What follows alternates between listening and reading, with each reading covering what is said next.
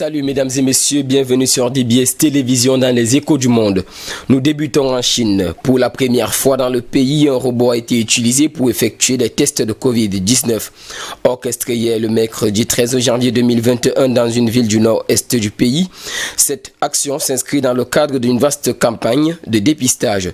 Installé dans une école maternelle du Shenyang, chef-lieu de la province de Liaoning, ce robot contrôlé à distance par un opérateur racle délicatement la gorge des patients avec un écouvillon, ceci après qu'ils aient ouvert leur bouche.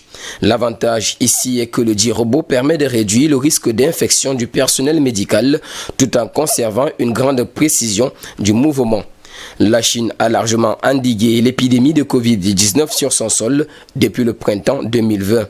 Pour définitivement éradiquer le virus, les autorités réagissent rapidement avec des confinements et des restrictions au déplacement ou encore des campagnes de dépistage massives réalisées en quelques jours sur des dizaines de millions de personnes.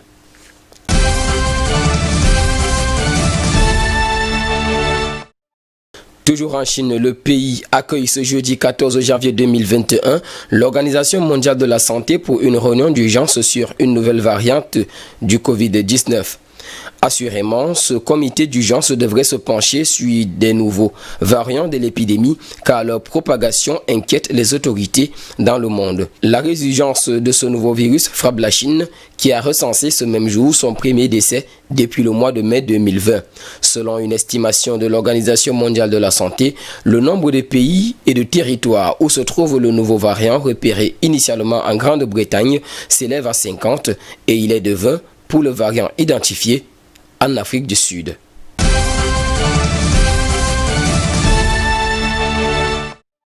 Au Portugal, la campagne présidentielle est perturbée par la crise du coronavirus. À moins de 2 semaines de l'élection, le président portugais Marcelo Rebelo de Sousa a annulé tous les événements de sa campagne. Après avoir appris que son chef de la sécurité et son attaché de presse avaient été testés positifs, le président va poursuivre son isolement.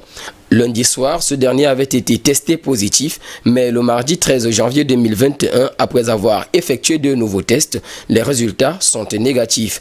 Malgré son isolement et l'incertitude sur son état de santé, notons que la date de l'élection est maintenue au 24 janvier prochain et ne sera pas repoussée car, a encore Marcelo Rebelo de Sousa, je cite, « Les conditions ne sont pas réunies pour procéder à une révision de la Constitution ».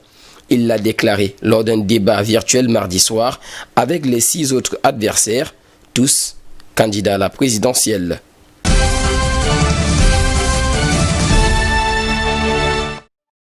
Et puis en Italie, en réaction à la politique de l'actuel chef de gouvernement Giuseppe Conte, l'ancien premier ministre Matteo Renzi, leader de la petite formation Italia Viva, a annoncé le mercredi 13 janvier 2021 la démission du gouvernement des 2 ministres de son parti.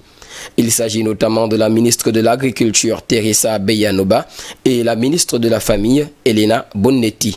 Matteo Renzi reproche au président Giuseppe Conte sa gestion jugée solitaire de la pandémie et son plan pour dépenser les plus de 200 milliards d'euros que l'Union européenne devrait octroyer au pays dans le cadre du plan de relance économique.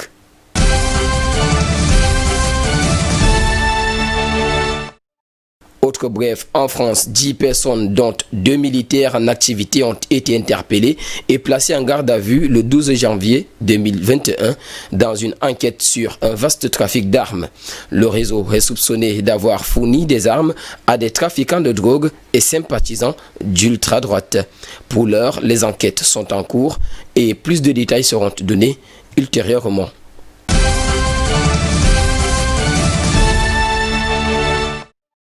Et pour finir, aux États-Unis, la Chambre des représentants a voté mercredi pour renvoyer en procès Donald Trump devant le Sénat, ceci pour avoir incité à l'insurrection lors de l'assaut du Capitole par ses partisans. Au total, l'acte d'accusation a obtenu 232 voix contre 197. Ce renvoi fait de Trump le premier président des États-Unis à être mis en accusation par 2 fois.